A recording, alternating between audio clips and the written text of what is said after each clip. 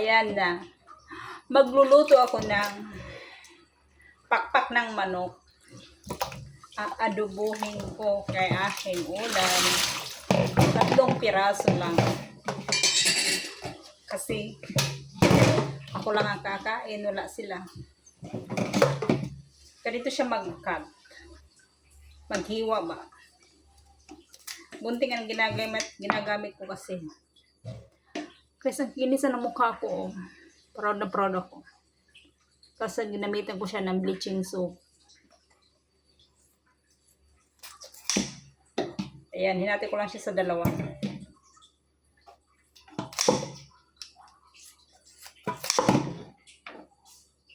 Tapos,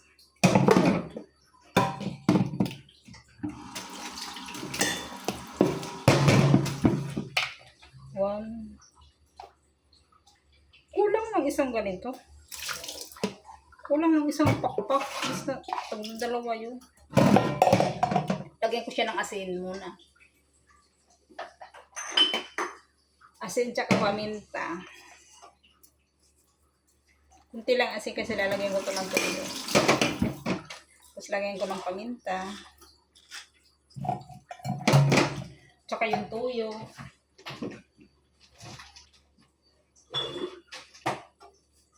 Yan. Kunti lang para di malat. Kasi lalagyan ko pa siya ng ano to? Vinegar tsaka tubig.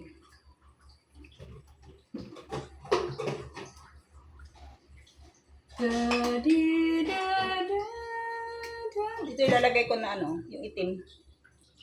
Masarap to. Tsaka yung mantika, kunti.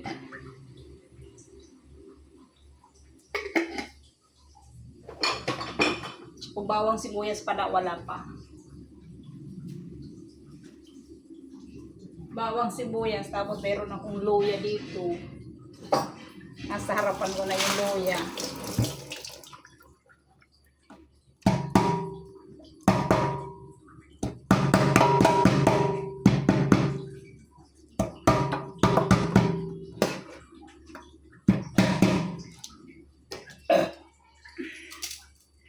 Kumakain na, busog na.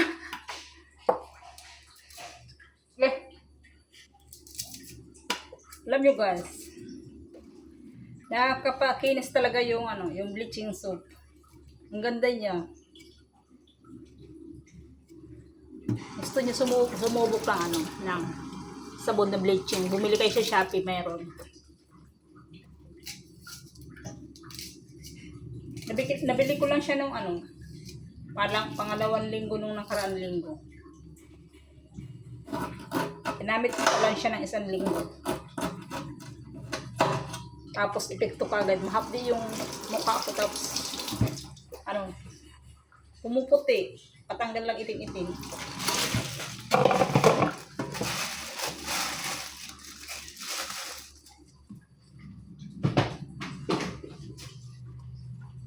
So yan, lalagay ko ito ng kunting ano. Kati ng ulo ko, kunting tubig para maluto ba. Lagyan ko siya ng kunting oil.